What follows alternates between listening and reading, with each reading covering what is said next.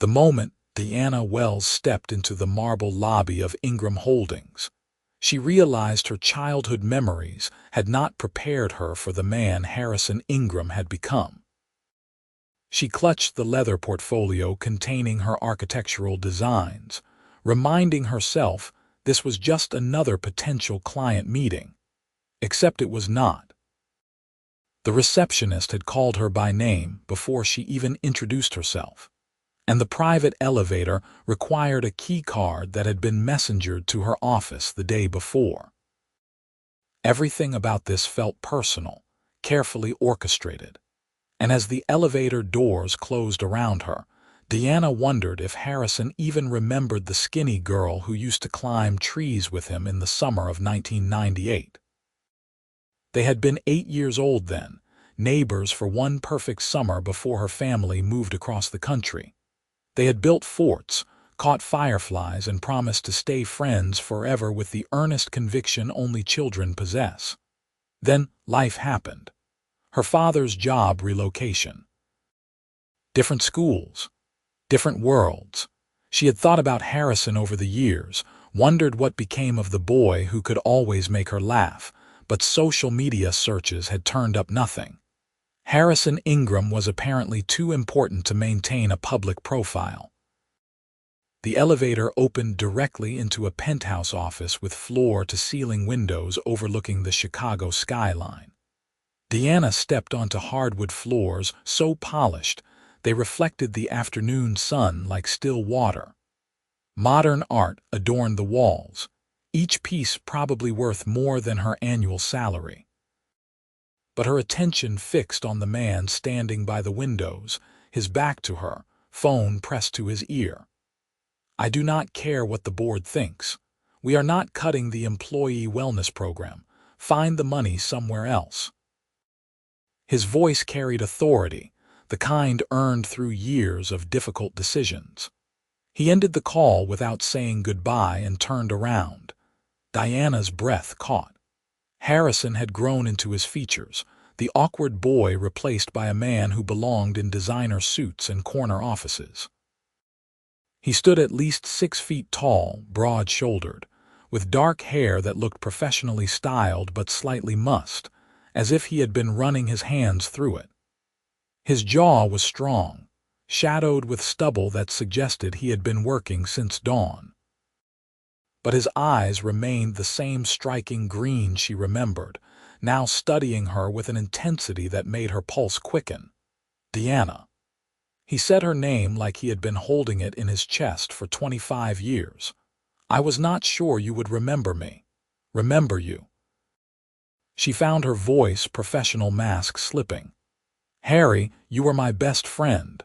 Something shifted in his expression at the old nickname, a crack in the CEO facade. "No one has called me that in 2 decades." He crossed the space between them in 3 long strides, and for a moment she thought he might hug her. Instead, he extended his hand. "Thank you for coming." His palm was warm, his grip firm, and Deanna felt the handshake travel up her arm like electricity. She withdrew her hand quickly, suddenly aware of how aware she was of him. This was not the boy from her memories. This was a man who commanded rooms, who made billion-dollar decisions, whose face had been on the cover of Forbes last month. She had looked him up after receiving his meeting request, shocked to discover her childhood friend now ran one of the largest real estate development companies in the country. "Your assistant said you wanted to discuss a project."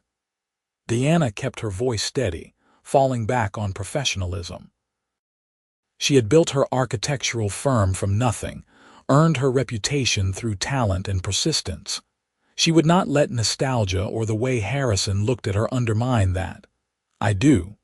But first, can we just talk? Really talk?" He gestured toward a sitting area by the windows, leather chairs arranged around a coffee table that probably cost more than her first car. "I have thought about you over the years. Wondered what happened to the girl who could design better tree forts than any kid in the neighborhood." Deanna smiled despite herself. "I became an architect, Turns out those tree forts were good practice. She sat, acutely conscious of Harrison settling into the chair across from her, close enough that she could smell his cologne, something subtle and expensive. "What about you? Last I remember, you wanted to be a professional baseball player. Torn rotator cuff at 16 ended that dream." He leaned back, and she saw the boy she remembered in the self-deprecating grin. "My father suggested I focus on the family business instead." Ingram Holdings was smaller then, just commercial properties in the Midwest. "I spent my 20s learning everything I could, my 30s expanding. Now we are international, and I spend most of my time in meetings discussing things that would bore you to tears. The articles say you revolutionized sustainable development," Deanna said. "That does not sound boring. You researched me." Something pleased flickered across his face. "You requested a meeting. I do my homework." She opened her portfolio, needing to redirect this conversation before it wandered into dangerous territory. The way Harrison watched her made her skin warm, made her remember being 8 and thinking he was the nicest boy in the world. She was 28 now, old enough to know that childhood memories were not foundations for anything real. "What kind of project did you have in mind?" Harrison was quiet for a moment, then stood and walked to his desk. He returned with rolled blueprints, spreading them across the coffee table. Deanna recognized downtown Chicago, a waterfront plot she knew had been sitting vacant for years. "I want to build something that matters," Harrison said. "Not another luxury high-rise for people who already have everything. I am thinking mixed-use development. Affordable housing integrated with market-rate units, ground-floor community spaces, rooftop gardens, sustainable energy systems. A place where people from different backgrounds actually interact, live side by side." Deanna leaned forward, her architect's eye immediately caught by the challenge. The plot was awkward, hemmed in by existing buildings with complicated zoning restrictions, but the potential was staggering. This would be expensive. The city has been trying to develop this parcel for a decade. "I know. I bought it last month." Harrison's eyes met hers. "And I want you to design it." The words hung in the air between them. Deanna's firm was successful, but small. She employed 15 people, handled residential projects and small commercial builds. What Harrison was describing would be the largest project of her career, the kind of commission that could define an architect's legacy. "Why me?" she asked quietly. "You could hire anyone. Firms with international reputations, architects who have built skyscrapers." "Because I have watched your work." Harrison pulled out his phone, scrolling through images. Deanna recognized her projects. The community center in Evanston that had won a sustainability award, the affordable housing complex in Pilsen, designed to honor the neighborhood's culture, the elementary school in Austin with the innovative natural lighting system. You design buildings that serve people, not egos. You care about communities. That is what this project needs. "You have been watching my career." Deanna's voice came out softer than intended. "I looked you up years ago, after my father died and I took over the company. I was drowning in responsibility, and I remembered the girl who always knew how to solve impossible problems. I found your website, saw what you were building." He paused, something vulnerable crossing his features. "I have followed every project since. When I acquired this land, you were the only architect I considered." Diana's heart hammered against her ribs. This was too much, too fast. Harrison was offering her the opportunity of a lifetime while looking at her like she mattered, like she had always mattered. She forced herself to breathe, to think practically. "I would need to see the full site analysis, the budget projections, the zoning reports. My firm would need to expand to handle something this size. We are talking years of work, Harrison. I know, and I will provide everything you need." He leaned forward, elbows on his knees, close enough that she could see gold flecks in his green eyes. "Say yes, Deanna. Build something amazing with me." The words felt weighted with meaning beyond architecture. Deanna looked at the blueprints, then at Harrison, and made a decision that terrified and thrilled her in equal measure. Yes. The next 3 months blurred together in a whirlwind of planning meetings, site visits, and late nights at drafting tables. Deanna expanded her staff, hiring 2 junior architects and a project manager. Harrison was involved in every decision, but never overbearing. He trusted her vision, pushed back only when he thought she was compromising too much to accommodate budget constraints. "We are not cutting the community greenhouse," Harrison said firmly during a meeting in early October. "Find another way." "The contractors are already saying we are over budget," Deanna argued, exhausted from a week of 14-hour days. They were alone in her office, rain drumming against the windows, empty coffee cups littering her desk. Something has to give, not the things that matter. Harrison stood and walked to her model of the development, studying the miniature building she had crafted. "This is the heart of the project, a place where residents can grow food, gather, learn. It is not negotiable. You are being stubborn. I am being clear about priorities." He turned to face her, and something in his expression made her breath catch. "You are exhausted. When did you last sleep?" "I sleep." Deanna rubbed her eyes, knowing she was lying. She had been surviving on caffeine and ambition, pushing herself to create something worthy of Harrison's faith in her. "You are wearing the same clothes as yesterday." She looked down at her jeans and sweater, realizing he was right. She had fallen asleep at her desk, woken at dawn still wearing yesterday's outfit. "I keep spare clothes here." "Deanna." Harrison crossed to her desk, his presence filling her small office. "You are brilliant. Your designs are better than anything I imagined. But you will burn out if you keep this pace," says the man who emails me at 3 in the morning. "I have insomnia. What is your excuse?" "I care about getting this right." She met his eyes, and the words that came next surprised her with their honesty. "I care about not disappointing you."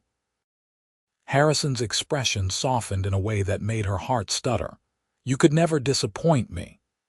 He reached out slowly, giving her time to pull away, and gently tucked a strand of hair behind her ear. The gesture was so tender, so intimate, that Deanna froze. "You need rest, real rest." "When was the last time you did something that was not work?" "I do not have time for anything else." "Make time. Come to dinner with me. Not a work meeting, just dinner. We will talk about anything except the project." Deanna knew she should say no. Harrison was her client. More than that, he was becoming important to her in ways that had nothing to do with architecture. She found herself looking forward to their meetings, noticing details like the way he rolled up his sleeves when concentrating, how he always remembered her coffee order, the rare smile that transformed his serious face. This was dangerous territory, mixing business with feelings that felt increasingly less professional. "Okay," she heard herself say. "Dinner." The restaurant Harrison chose was small and intimate, tucked into a quiet neighborhood far from downtown's bustle. No paparazzi, no business colleagues, just candlelight and soft music, and a menu that made Deanna's mouth water. "How did you find this place?" she asked after they ordered, acutely aware of Harrison sitting across from her in a casual button-down that somehow made him more attractive than his usual suits. "I live 3 blocks from here. This is my escape when everything gets too loud." He poured her wine, his movements easy and practiced. "I promised no work talk, so tell me about your life. Real things. What makes Deanna Wells happy?" No one had asked her that in years. Deanna sipped her wine, considering. "Running along the lakefront at dawn, old movies from the 40s, my niece's terrible knock-knock jokes. Finding the perfect solution to an impossible design problem. She paused. What about you? What makes Harrison Ingram happy? Honestly, I am still figuring that out. He turned his wine glass, watching the liquid catch the light. I spent my 20s and 30s building an empire my father would be proud of. I succeeded by any measurable standard. But somewhere along the way, I forgot to build a life. The vulnerability in his admission made Deanna's chest ache. No family, partner. A few relationships that did not work out. Turns out most people are more interested in the money and status than the actual person. He looked up at her. What about you? One serious relationship in my 20s. He wanted me to give up architecture, said I was too ambitious. That ended quickly. Deanna smiled without humor. A few dates since then, but nothing real. I have been focused on building my firm. We are quite a pair, Harrison said softly. Two workaholics who forgot how to live. Their food arrived and the conversation shifted to lighter topics. Harrison told stories about disastrous business trips and difficult clients. Deanna shared tales of construction mishaps and design challenges. They laughed easily, falling into the comfortable rhythm they had shared as children. But underneath ran something new, an awareness that made every accidental touch feel significant, every shared look last a beat too long. I missed this, Harrison said as they lingered over dessert. I missed you. Even when I did not know where you were, I missed the way you saw the world. Like anything was possible if you were clever enough. I missed you too. Deanna's admission came out whisper soft. More than I realized until you walked back into my life. Harrison reached across the table, his hand covering hers. The touch sent warmth radiating up her arm. I want to be honest about something. I did not just hire you because of your architecture skills. I hired you because I needed you in my life again. That was selfish, probably inappropriate, but it is the truth. Deanna should pull her hand away, should establish boundaries. Instead, she turned her palm up, lacing her fingers through his. I am glad you did, even if it is complicated. It does not have to be complicated. Harrison's thumb traced circles on her wrist, the gesture achingly intimate. We are two single adults who care about each other. Who have always cared about each other, apparently. You are my client. The project will not last forever, and I trust you completely with the design. Nothing about our personal relationship would compromise that. He paused, his eyes searching hers. Unless you do not feel the same way. Then I will back off completely. Keep everything professional. I will not make you uncomfortable. Diana's heart pounded so hard she was certain he could hear it. She thought about all the reasons this was risky. Then she thought about how alive she felt around Harrison, how he made her laugh and challenged her thinking and looked at her like she was the most fascinating person in the world. I feel the same way, she said quietly. That terrifies me. Harrison's smile was sunrise bright, transforming his entire face. Good terrified or bad terrified? I do not know yet. But she was smiling too, unable to help herself. He paid the check despite her protests, and they walked slowly through the autumn evening. Harrison's neighborhood was beautiful. Tree-lined streets with brownstones and corner cafes, the kind of place that felt like a village within the city. He pointed out his favorite coffee shop, the bookstore where he spent Saturday mornings, the park where he ran. I thought CEOs lived in luxury penthouses, Deanna teased. I have a downtown apartment for when I need to work late. But this is home. He stopped in front of an elegant brownstone, ivy climbing its brick facade. Want to come up? I promise my intentions are entirely honorable. I just make really good coffee. Deanna knew she was crossing a line, knew that going into Harrison's home would change things irrevocably between them. She climbed the steps anyway. His brownstone was stunning, all exposed brick and hardwood floors but lived in rather than showroom perfect. Books crammed the shelves, framed photographs covered the mantel. A worn leather couch faced a fireplace that looked well used. This was not the sterile perfection Diana expected from a billionaire's home. This was a space where someone actually lived. "It is nice," she said, examining a photo of young Harrison with an older man who had the same green eyes. "Your father, taken a month before he died. Heart attack at 55. Harrison's voice was quiet. "He worked himself to death building the company. I have spent years trying not to follow the same path." "Is that why you care so much about employee wellness programs? The project that mixes affordable housing with luxury units?" "Partially, but mostly because I have realized money means nothing if you are miserable or dead." He moved to the kitchen, an open space with commercial-grade appliances and marble counters. "I want to build things that actually improve lives, including my own." Diana perched on a bar stool, watching Harrison make coffee with the focus he brought to everything. "What would improve your life?" He looked up, his eyes locking on hers. "Honestly, this.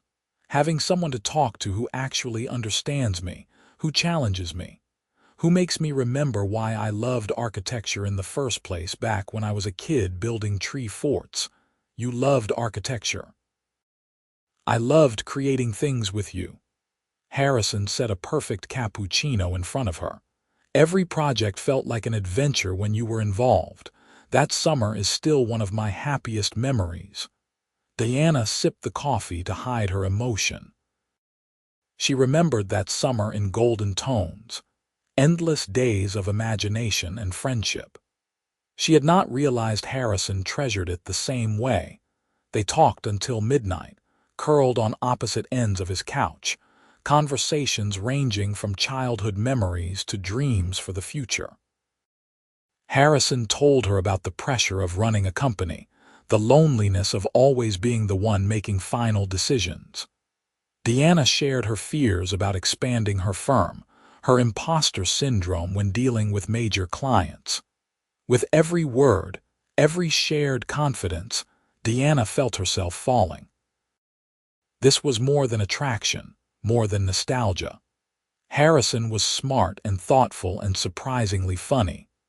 He listened like her words mattered, remembered details from conversations weeks prior, made her feel seen in a way no one else ever had. When he finally called her a car to take her home, his goodnight hug lingered, his arms strong and warm around her. "Thank you for tonight," he murmured against her hair, "for giving this a chance. Thank you for the best dinner I have had in years." Diana pulled back enough to meet his eyes, saw her own feelings reflected there. "We should probably talk about how this affects the project."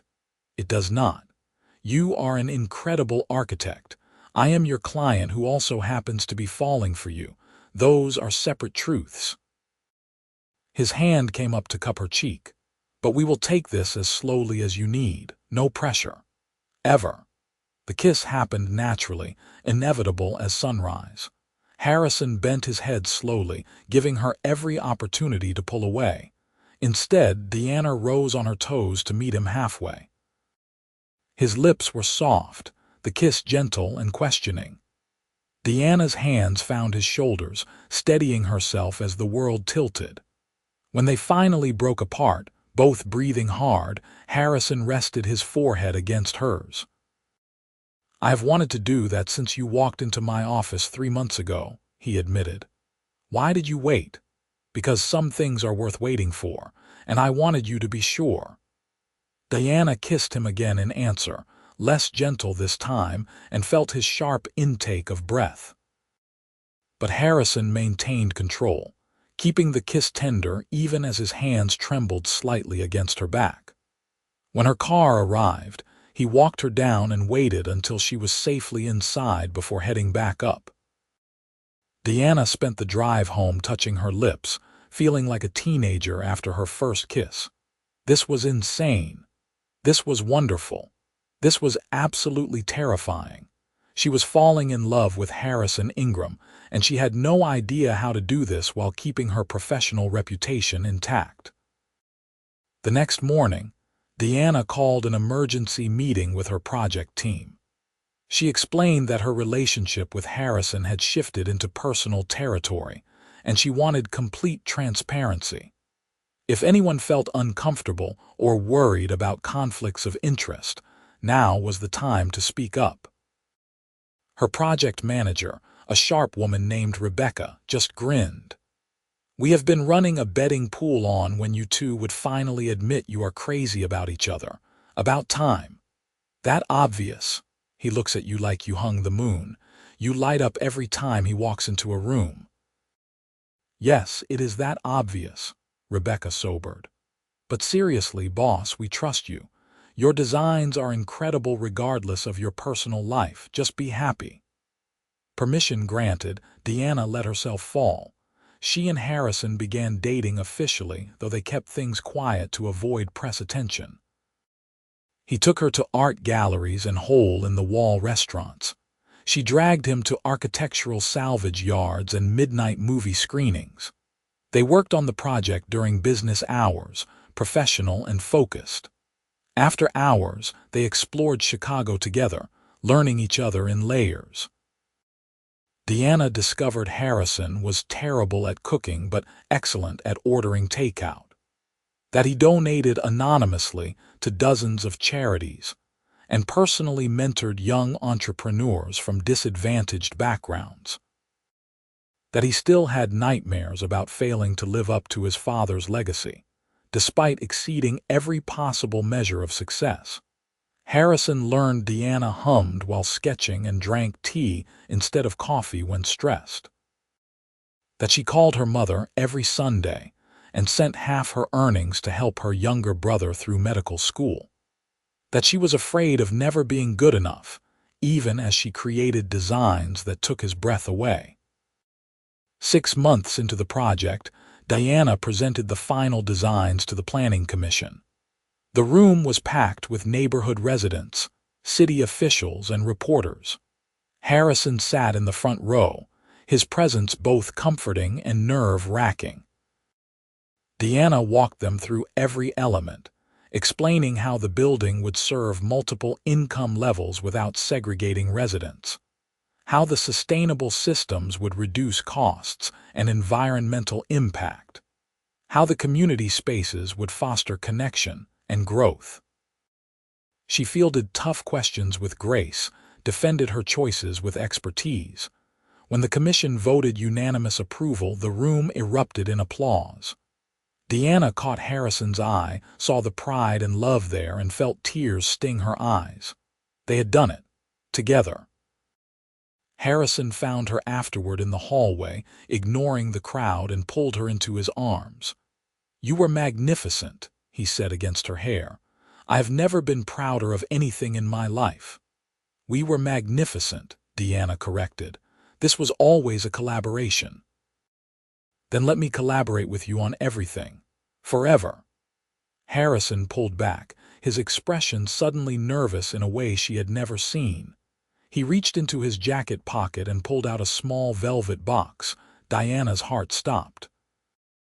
They were in a courthouse hallway, surrounded by strangers, and Harrison Ingram was looking at her like she was the answer to every question he had ever asked.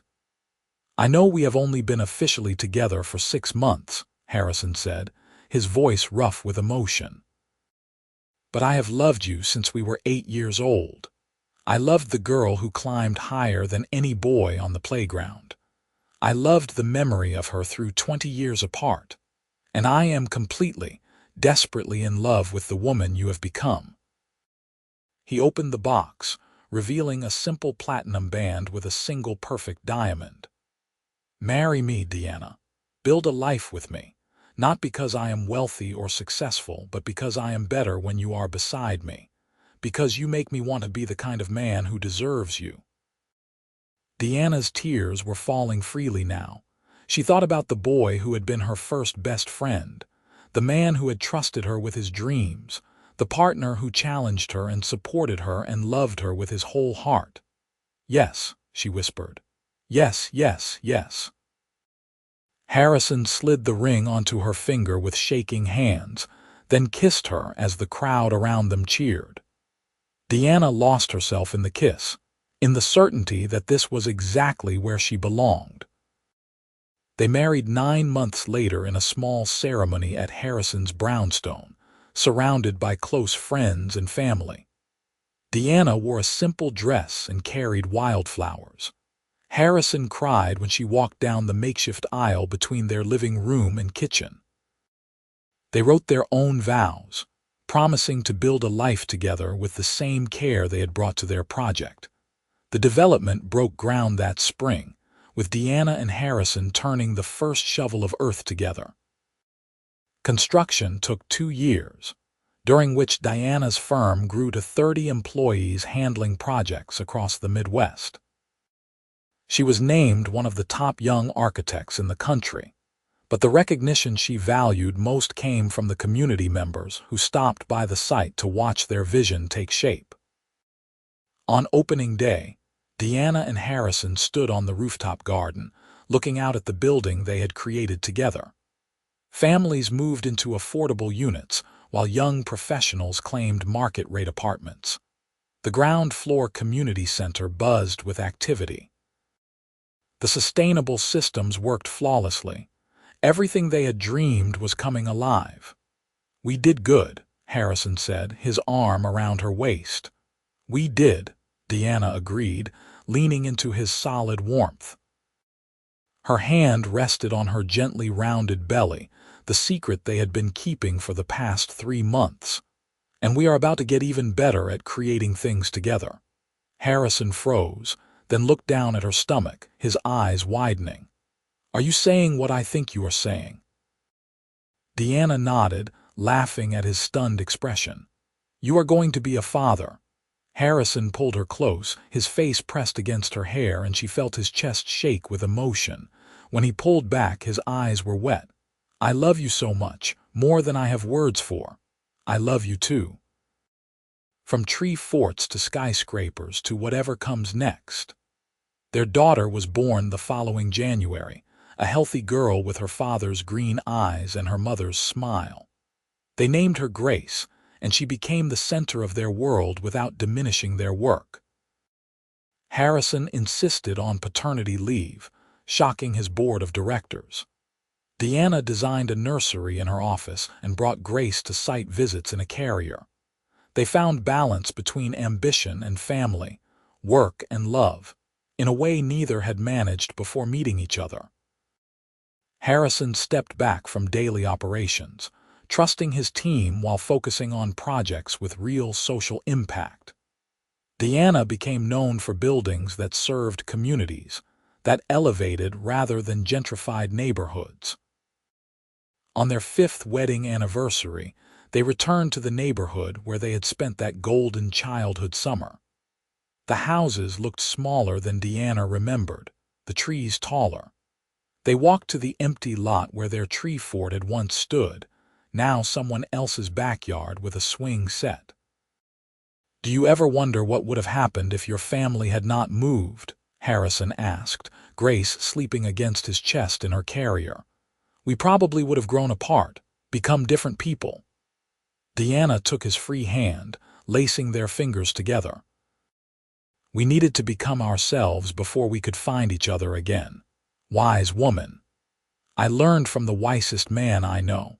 She squeezed his hand. "The one who never forgot the girl he built forts with, who trusted her with his dreams, who loved her through every version of herself." Harrison pulled her close, careful not to wake their daughter. "Thank you for saying yes that day in my office, for taking a chance on us. Thank you for finding me again, for remembering me, for being exactly who you are." They stood in the fading light, a family built on childhood friendship, professional respect, and the kind of love that transforms everything it touches. Deanna thought about the scared little girl who had moved away at 8, the driven woman who had built a career on her own terms, and the person she was now. Wife, mother, architect, partner to a man who saw her completely and loved her more for it. Grace stirred and woke, her green eyes blinking up at her parents. Harrison cooed at her softly while Deanna stroked her downy hair.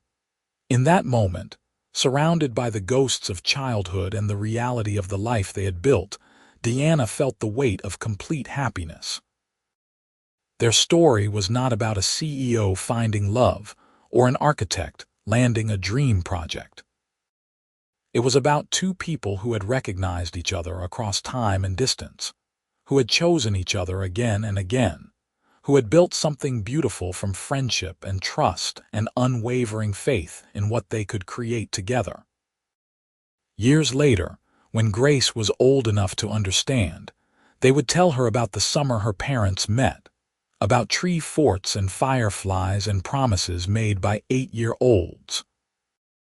They would show her the development that brought them back together, explain how buildings could change lives when designed with care and vision.